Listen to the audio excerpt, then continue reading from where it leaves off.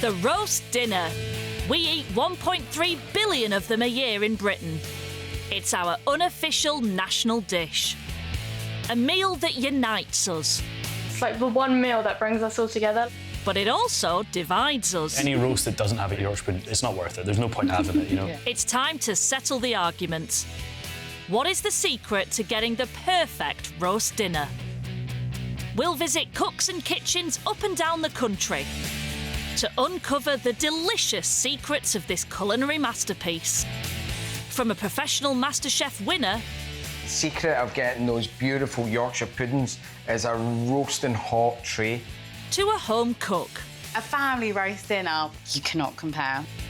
From the restaurant chain that sells more roast dinners than anyone else, to a pub with a 4-year waiting list. We'll reveal the art of the roast potato. You can feel how crispy that is. And the complex science of gravy. Oh, wow.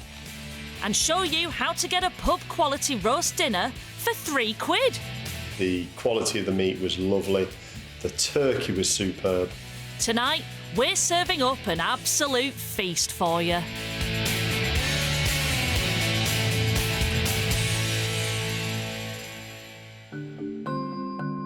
Every Sunday at 11:30 in Colchester, a stampede begins. Over just 9.5 hours, Toby Carvery will sell 41 joints of turkey, gammon, beef and pork, 375 kilograms of potatoes and 1,000 Yorkshire puddings. On a Sunday, here at Colchester, anywhere between 800 to 1,000 guests for our carvery is where we'd probably be sitting in. And that's just at a single restaurant on a single Sunday. The chain has 154 restaurants across the country and serves 21 million customers a year. And their most popular item will come as no surprise. As a brand in Toby Carvery, we'll get through 11,000 tonnes of potatoes in the year. Here at Colchester, we'll be doing 2 to 3 tonne of that per week. The potato is the roast dinner ingredient that unites us all. And the way it is cooked is crucial. Every roast dinner needs roast potatoes.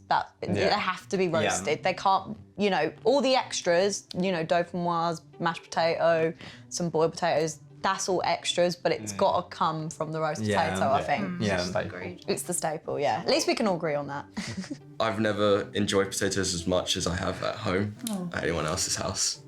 So the trick to the best roast potatoes is to not have too big a chunk of potato. Size matters.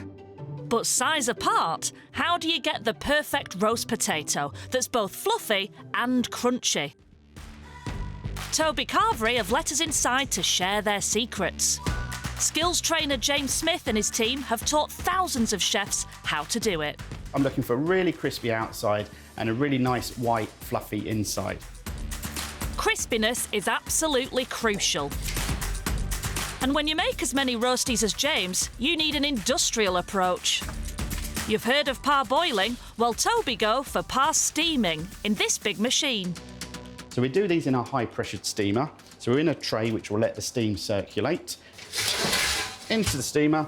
Now, we only want to cook these enough just to soften up the outsides of the potato so that we can ruffle them up and get a really, really crispy roast potato. But then press start, start to see the steam, and then shut the door, and they'll be ready in about 3 minutes, 50 seconds. Not a second more or less. But James says that's the perfect amount of time to soften up the outside, preparing it for the next crucial step that James calls ruffling. And all we're going to do is just take the potatoes, give them a good old shake, and you can sort of see the edges of the potato starting to break up. Now, this is what's going to really crispen up and give us a fantastic crispy roast potato. Ruffling the softened edges of his steamed potatoes creates rough edges. And that is his secret to getting the outside as crispy as possible. But if you don't have an industrial steamer like James, what can you do at home? Home cooking fanatic Francesca uses a tried and tested method. Always boil them. And this will make the best crunchy, but really soft in the middle, potatoes. Once I boil them, what I like to do is leave them to cool after. So I'll drain it out. And then for me, I think is like the most important thing to do is to leave them aside for about 5 minutes or so. Actually, I'll say about 10 minutes or so. You just want to cool them down. And I think that way gives it the fluffiness inside and the crisp outside. As with steaming, by parboiling the potato, the outside softens up. And for the crispiest possible edges, James's ruffling process will work at home. Professional MasterChef winner Gary Maclean, however, has a cheeky little shortcut to get crispiness on his potatoes. For me, the secret of a cracking roast potato is semolina. So what the semolina is going to do is going to coat each of those potatoes and create those little crispy edges that are amazing. So I'm just going to drop in some really nice oil. We want to make sure each potato's got a good coating of oil. To that, I'm going to sprinkle in our semolina. Gary doesn't bother steaming or parboiling at all. He creates crispiness with the clever addition of semolina. Good pinch of salt. So if all that pre-cooking and ruffling sounds like a faff, you could try Gary's method. All three agree on the next step, though, getting their potatoes into the oven with plenty of oil. I use a really good amount of vegetable oil. I find you don't want to be stingy with it. You want to use a good amount. Whether you're using veggie oil or a more traditional animal fat, you need that oil and a hot oven. 200 degrees. It's that 200-degree oven that turns those softened edges, or the semolina, crispy. And despite the different approaches, each of our potato perfectionists is happy with their end product. Nice and crispy, and then inside will be nice and soft as well. So you can see they're nice and evenly coloured. There's some really crispy potatoes there. You can really start to see some of the edges have fluffed up where I've done that ruffling, and a really nice white fluffy inside. So if I just take one of these potatoes, you can see where I've ruffled the potato, you can sort of really start to see it's crispened up. You can feel how crispy that is. And when I tear the potato open, you can see how nice, white and fluffy that is inside. So there are the secrets to the perfect roastie. But what about everything else on the plate? Coming up, the magic of Yorkshire puddings. I think any roast that doesn't have a Yorkshire pudding is not worth it. There's no point having it, you know. And the scientific secrets of gravy. Your grandma will not take 3 days to make a gravy.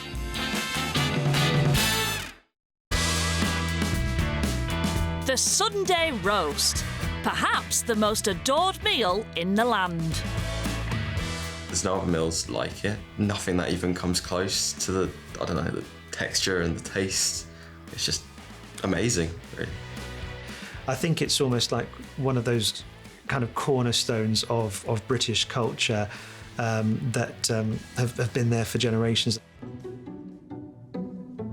And one classic ingredient to this magnificent meal is the Yorkshire pudding.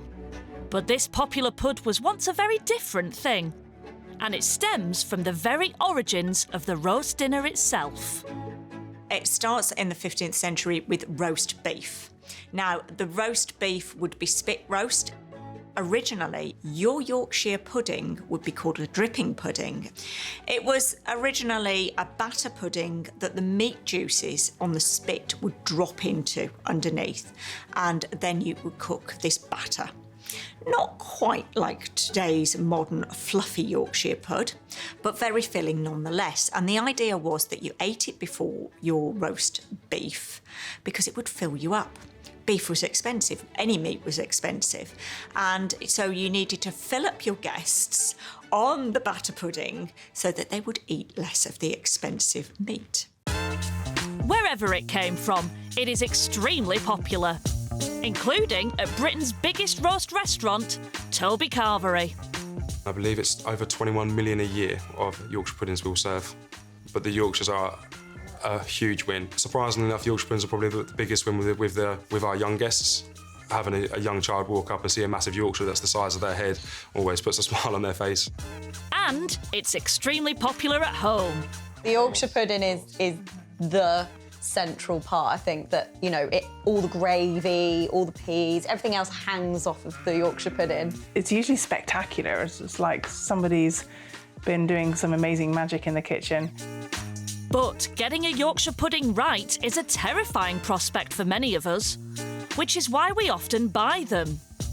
Britain's biggest Yorkshire pudding brand sells 640 million of them a year.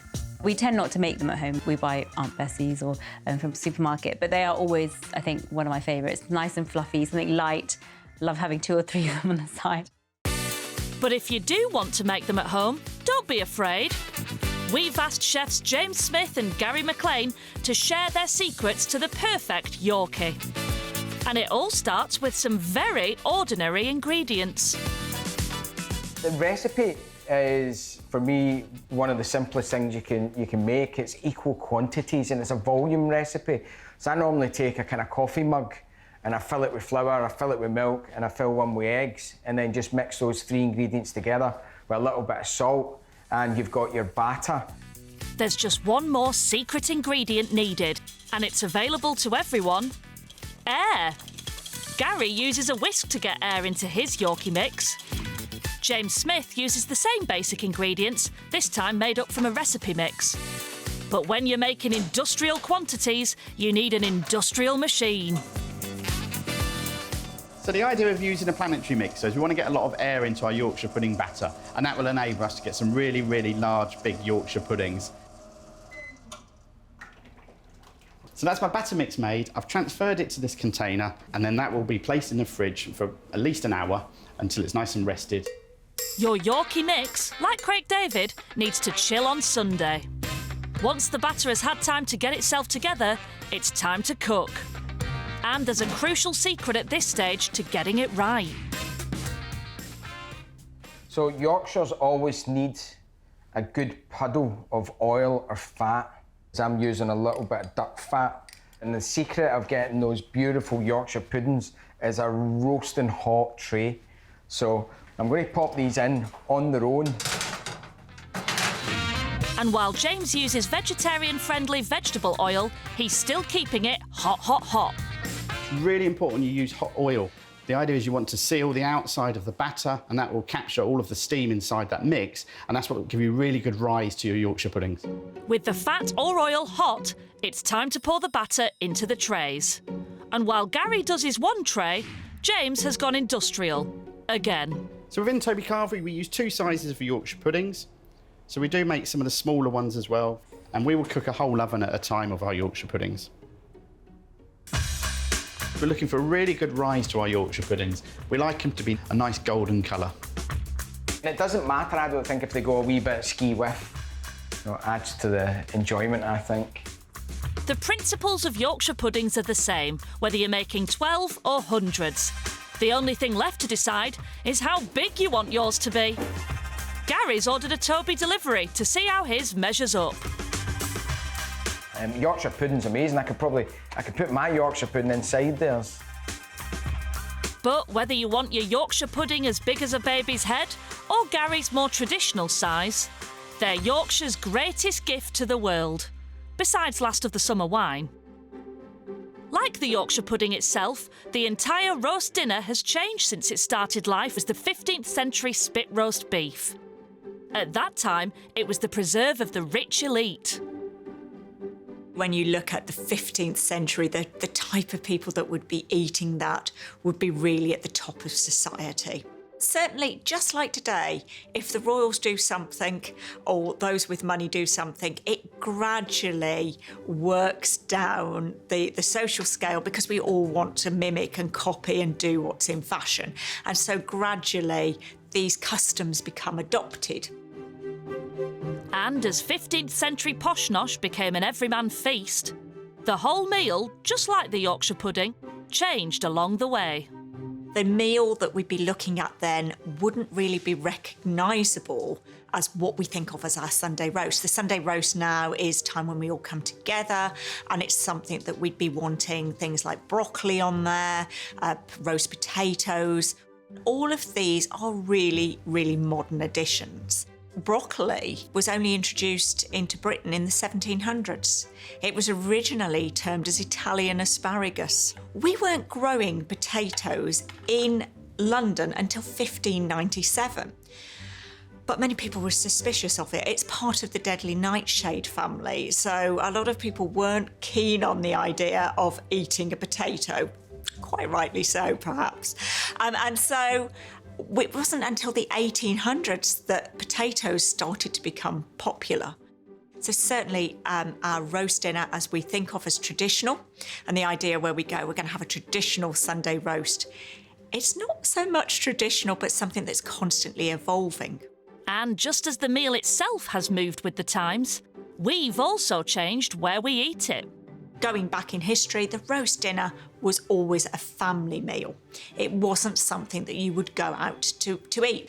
And it's really from the 1970s onwards that pub grub grows. We start to see the Sunday dinner offered in more pubs. And then, you've got things like some of the bigger chains coming in and really promoting the idea of come and have a carvery with us. The very first carvery was introduced in London's Regent Palace Hotel in the 1950s. But by the 70s, they were so popular, everyone knew about them. My first experience of the carvery was pretty much probably my first day in the kitchen. 15 years old, getting your chef whites on for the first time. The good hotels back then all had a carvery. I think there's always a place for that kind of interactive dining. And people like to pick their own stuff and people like to get a choice. While the carvery fell out of fashion in hotels, one chain has kept the carvery concept alive and kicking.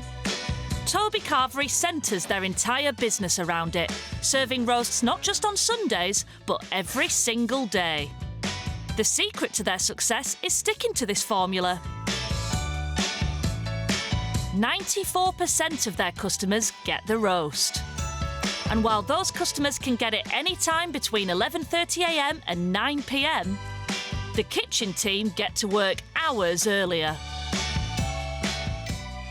There you go, my lovely. You take care. The chef will be in from as early as 5am in the morning. They'll be doing more potato prep and veg prep and loading the meat fresh, ready to go. All of our meat has to have at least a minimum of 6 hours of cook for the slow cooking process that we do. That team has to keep roasts ready on their buffet, or carvery deck as they like to call it, all day. And of course, it all centres around the person handing out the meat. So we have our Master Carver, who will see 99% of our guests that arrive through the shift that day. They need to be perfectly trained in both guest service and knife skills, making sure they consistently deliver a regular portion size to all of our guests. There we go, sweetie. Thank you very much. The Master Carvers use a long serrated knife, which stays sharper for longer, using the whole length of the blade to slice through the meat, letting the knife do all the work. And the meat is held in place on a spiked board to stop it sliding around. That allows them to serve consistent meat portions, which is crucial to make sure no one is under or over served the most expensive ingredient on the carvery, the meat. It's such an important role that the rest of the carvery deck is someone else's job. Our support chef will take care of pretty much everything else our guests see on the carvery deck. So that's all the way from the Yorkshire puddings and chipolatas, all the way down to the cauliflower. That'll be the support chef that'll be taking care of. By keeping this buffet open and stocked at all times, the chain serves over 400,000 roasts every single week.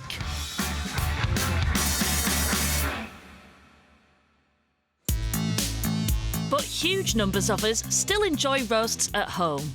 And while Sunday is the day traditionally associated with the roast, less than half of the roasts we eat are actually on a Sunday. Home cooking fanatic Fran and her family enjoy their weekly roast dinner on a Friday night as part of their Jewish tradition. This is just like our traditional Friday night dinner. So we bring like whoever wants to come round, literally. Like if it's like my brother's friends can come round, my brother's friend wants to come round, like whoever wants to come round can come round. So we'll have like a roast chicken, we'll have loads of veg, we'll have like loads of roast potatoes as well, gravy, like it all. And for a big celebratory roast for Fran's family, a single chicken won't cut it. Dad, what are you doing? Let Fran do it. I want to eat before Christmas. I want to eat before midnight. And This is from the kosher deli. Oh, that's really heavy. I thought to get 2 because I definitely don't think it'll be enough for my family for one. I went there yesterday and I told the guy, I was like, oh, do you think 2's enough? I was like, do you have a larger chicken? And then he was like, oh my God, what the hell? Are you like feeding for an army? And I was like, I don't know. I want to make sure we're eating enough.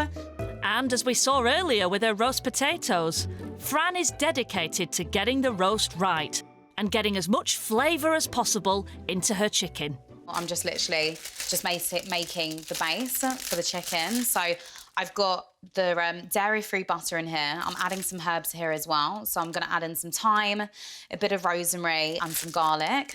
And then what we're going to do, we're just going to like stuff it all around the chicken and inside under the skin. So then that will also enhance the flavour and make it like nice and succulent as well. Very nice. very nice. Oh, delicious. You're going to have to be careful. Oh, thank you. With enough meat for a football team, this five-a-side family gets stuck in. And Fran's dedication to the roast means for them, the only way to eat it is at home. I don't really go out for a roast because like we can have it at home. I mean, a family roast dinner with fresh homemade food with all the fresh seasonings and that, you cannot compare. That's easy for you to say, Fran. Some of us can't be bothered with the hassle of roasting up 1 chicken, never mind 2. Coming up, we take you to the pub with what might be the biggest Sunday roast waiting list in Britain. And they've booked us up for the next 4 years, which is crazy. And the secrets of the best roast meat and gravy.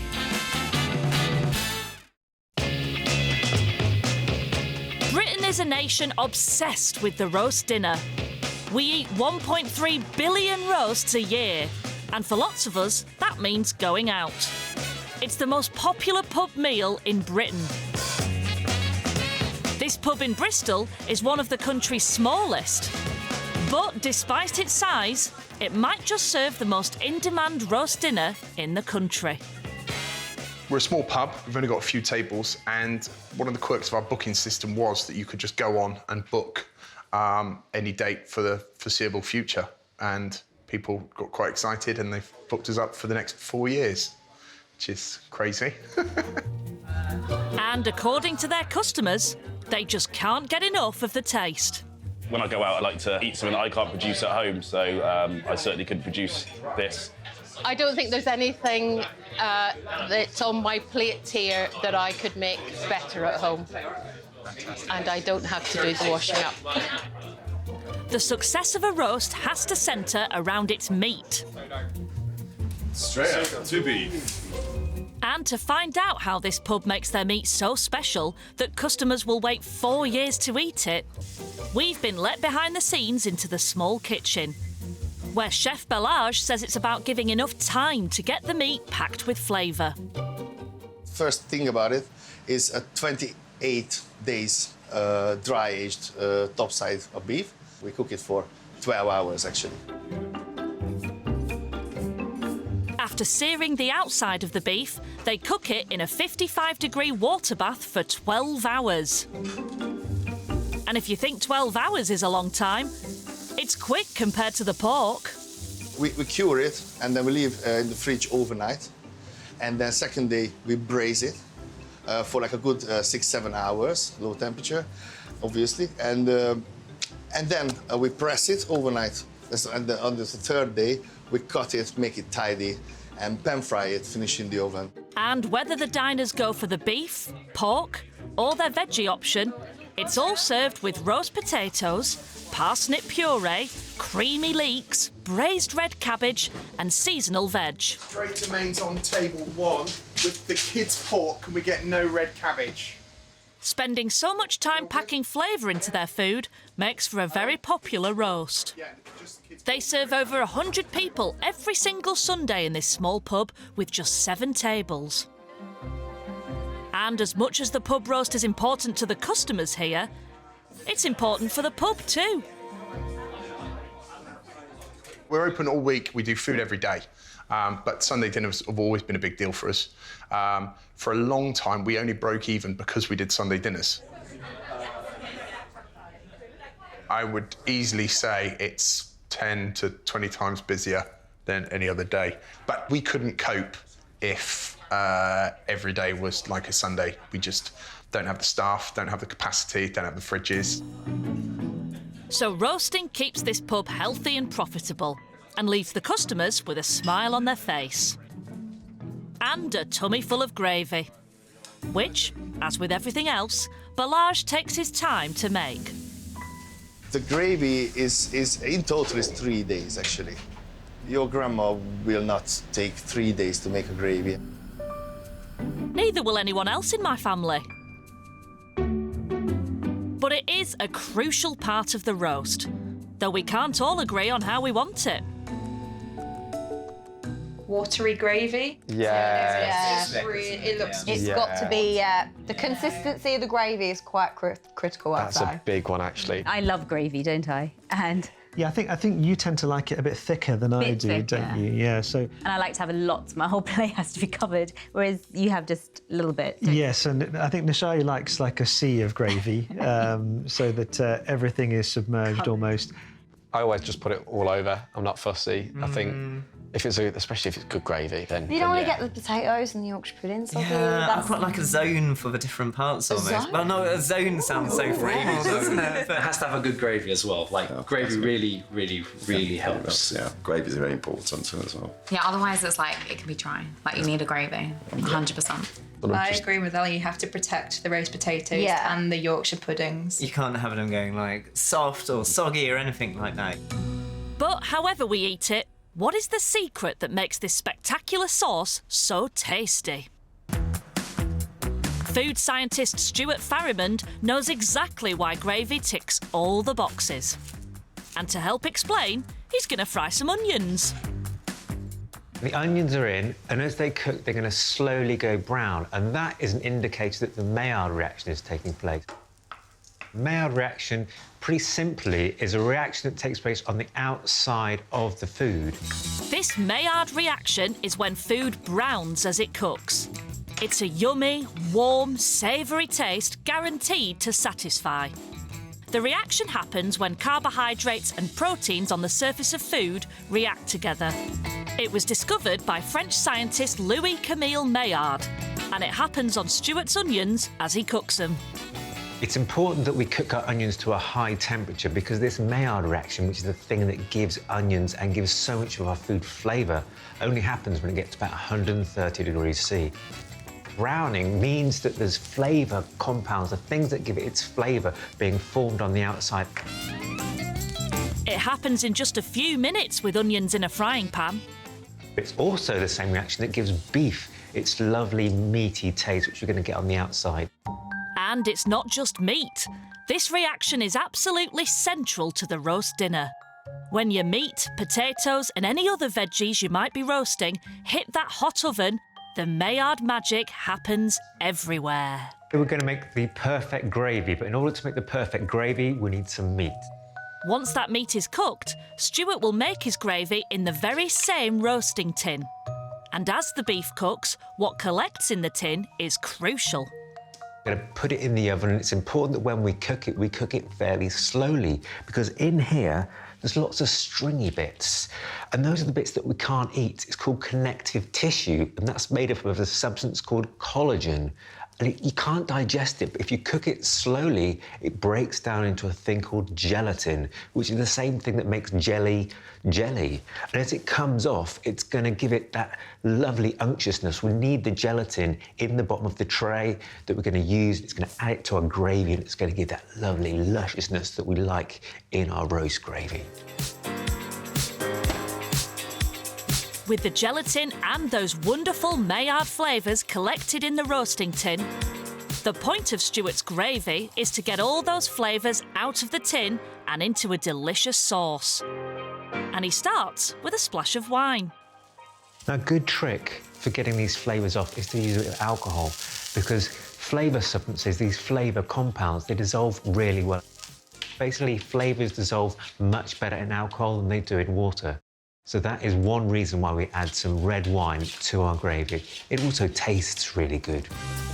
Once his wine is in, Stuart uses beef stock to add more volume to his gravy and thickens it with flour. And bingo, a sauce packed full of Maillard. Stuart loves his Maillard reaction flavours so much, he's putting his onions in as well for good measure. Oh, wow. And whether you make your gravy from scratch or by freeze-dried granules, the basic science is the same. It's all about getting as much Maillard flavours onto your roast dinner plate as you possibly can. And Chef Gary has a way to cram even more flavour into his gravy by some clever additions to his roasting tray. We're going to pop that into a tray with some root veg. And the idea of the root veg here is we're cooking at a high temperature, so I don't want the bottom of that meat getting any drier out. So we've got the root veg in there that lifts the meat off the tray, gives it a bit of circulation, but also it will capture the juice. So if you think of any juice that comes out straight onto a hot tray, it'll just evaporate. So what the veg is going to do is going to help hold that flavour, and that veg, once you've done your roast, is going to make the most amazing roast gravy. And throw in a few herbs to cram in even more flavour. Just a little bit of rosemary and a little bit of thyme. And then just a little bit of water at the bottom. And it's as simple as that. So that's all gravy then. The final crucial flourish to this Moorish meal.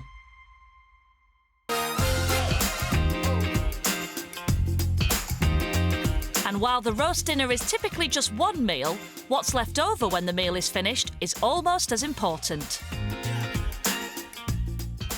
The idea of a Sunday roast would be the leftover meat and vegetables would be recycled for the cold meal on a Monday, which was traditionally wash day. So you didn't want to be cooking on wash day, so cold mutton, and whatever was left over. That was still tradition into the 1950s and beyond. Also, bubble and squeak, the very existence of bubble and squeak is leftover vegetables and anything else that was going. And while wash day might have changed, leftovers are still an important part of the roast. I like to put the leftovers into lunch boxes with all of the component parts with gravy and then just heat it up. If we've got a bit of leftover batter for the Yorkshire puddings, we use it to make pancakes, and that's an amazing dessert pudding after a roast dinner. I like that. Nice. Of course, using up leftovers with your home-cooked roast is easy enough. For restaurants, it's a different story. But in recent years, food waste reduction apps like Olio and Too Good To Go have emerged to connect people with restaurants and businesses who have leftover food.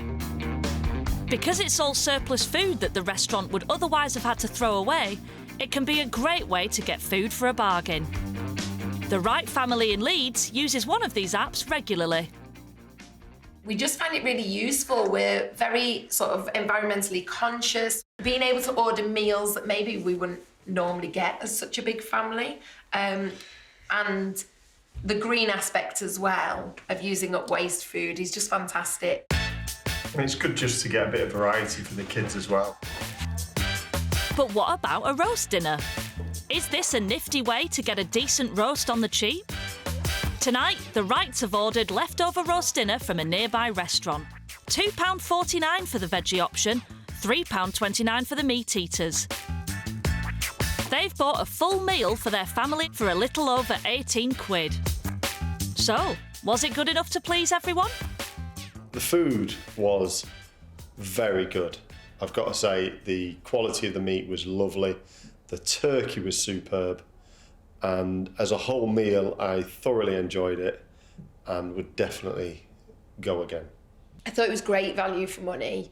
It's obviously much cheaper, but you have to take what they're offering. But actually, we ended up with plenty of food for the whole family, so it was really, really good value for money. More vegetables. I don't think all of this will fit on my plate. I think it's a win-win situation, because I think that we're obviously getting a really nice meal for a lot less money, but we have to go out and collect it, that's fine. And obviously they're getting rid of what's potentially waste food. So I do think it's a win-win.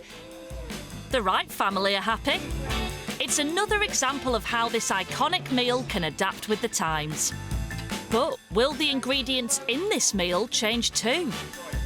Coming up, is it time to ditch traditional pairings like beef and horseradish and come up with some new ones? We're going to do, believe it or not, chicken and strawberry. And as more of us ditch meat, can the roast adapt? You're going to be really pleasantly surprised by what you can get.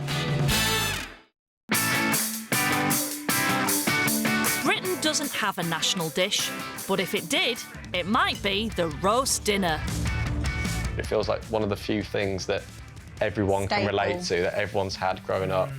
I don't think we have any other meals apart from, well, the Christmas dinner that brings us all together, and it's normally on a Sunday, so everyone's like come from like at the end of the week and we're all together as family. And that dinner is all about partnerships. Meat and potatoes, butter and carrots. I think there's nothing better than a crackling on a pork with your applesauce on the side. Some are more random than others, though. Gammon and pineapple, lamb and mint sauce. Yet straying from these classic sauces can cause division. We're big anti-ketchup on the roast, aren't we? I used to do that. Did you? I've grown out of it now, but I did do it. I'm not a fan of mint sauce either with lamb, which again is very controversial. I know that's probably going to upset a few people. So is a slavish devotion to tradition responsible for these meat and sauce combinations? Or is there a more scientific explanation? Gravy guru and food scientist Stuart Farrimond says he knows exactly why these classic pairings work. Each food has a bouquet of different substances called flavour compounds that give it its flavour. And by cataloguing all those different flavour compounds, you find out that foods that go together well actually share some of those flavour compounds. So it's kind of peculiar that we have things that go together really well, like lamb and mint sauce, or pork and applesauce. They're just bizarre sort of combinations, and that is because of flavour pairing theory. As always, there's weird science at play. If you were to go and analyse all the different flavour substances, the flavour compounds in each of them, you'd find that there was overlap. They share some flavour compounds, they harmonise really well, they make our brain happy.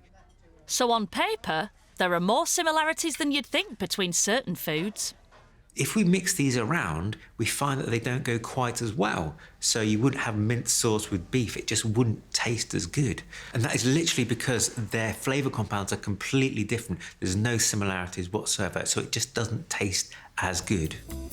But Stuart thinks understanding this science means there's no need to stick to the traditional sauces at all.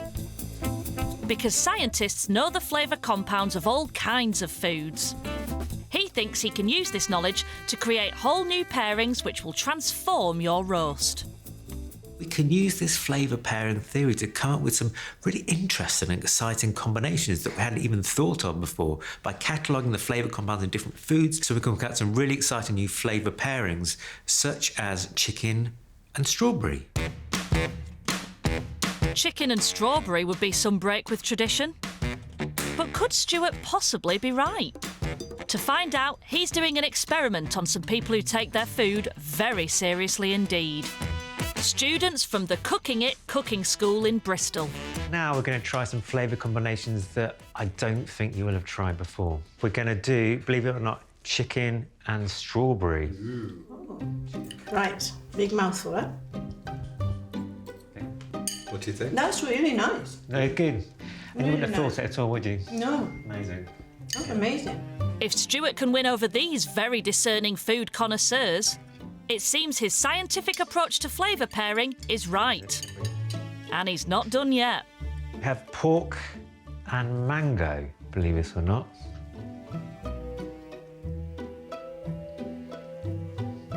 Chris isn't sure. I really like it. Okay. I think that's nice. Just the sweetness. I like it a lot more than I thought I would. Success for Stuart. We can stray from the traditional path. So don't be surprised if you see strawberry and mango sauces next time you're out for your Sunday roast. But whether or not you like your pork with mango or the traditional apple sauce, does a roast dinner even need the meat at all? It's certainly survived without it in the past. The idea of a roast dinner goes beyond what goes on the plate. If it was wartime and you hadn't got any meat available, or if it's the 1930s and you can't afford the meat, it doesn't mean you can't have the roast dinner. It meant that a lot of people had meat substitutes, or they had meatloaves or other dishes. A lot more offal was being consumed and made into things like the sort of various bakes, or even the mock meals like mock goose with sliced potato, sliced apple and sage, and just the imagination to tell you that it was a roast dinner. While meat is much more affordable nowadays than in the 1930s, increasing numbers of us are turning away from it completely. Like vegetarian Lee from Edinburgh. She thinks a veggie roast dinner can be just as joyous an occasion. Food's here. And today, she's invited meat-eating Scott and Xenia round to see whether they agree with her. But Scott is sceptical. I think if you think of roast, you think of meat. You know, I've always just thought of it as, you know, slab of meat with some sides. So typical Sunday roast. Yeah, well, exactly. I don't think I've ever Sunday roast without having meat in it. To be sure it's not her cooking that's being judged, Lee has ordered some veggie options from a local restaurant, a mushroom pie and a broccoli parcel, alongside the usual roast dinner sides like roast potatoes and veg. Will a meat-free roast still stir up the same warm and cosy feelings as the traditional version? This looks absolutely brilliant. Okay. The pie is, like I can smell it. It looks... I can't wait to get stuck in. Those roast potatoes look real crispy. It's the Yorkshire pudding. I mean, look at it. that's huge. Yeah. No, I think any roast that doesn't have a Yorkshire pudding is not it's not worth it. There's no point having it, you know. Yeah. The Yorkie ticks the right boxes then. As do lashings of gravy. Vegetarian this time, of course. But will the veggie mains do the trick? Actually really tasty. It's really good. I actually really like it. I'm not a big mushroom person, as I said, but filling's nice. Yeah, I think I like the spices in it. The mushroom pie is a hit. And there's another option too. Let me give this broccoli and brie parcel a try. Sounds good. I think they use like a good amount of brie there. So what's the verdict on the veggie roast dinner from the local restaurant? I think this has made me quite surprised, really, at how good it could be at home as well, to be honest. I think, you know, if you're vegan, you're going to be really pleasantly surprised by what you can get, you know. I mean, I am. I was not expecting this. Yeah. So, well, we just all unbutton our trousers. So a veggie roast can leave us feeling just as stuffed at the end of it. It looks like Britain's favourite meal is safe. The deliciousness of this glorious meal is only a part of why it's an absolute classic. When it's a Sunday and you've got Monday looming over you, it's just something so lovely about sitting with a group of friends or with your family, enjoying a meal. Really what matters is not even what's on the plate. It's the people that you share that dinner with. It's that idea of coming together and family and friends and just enjoying food. And I think that's what makes the Sunday dinner so popular, and it's as popular now as it ever was.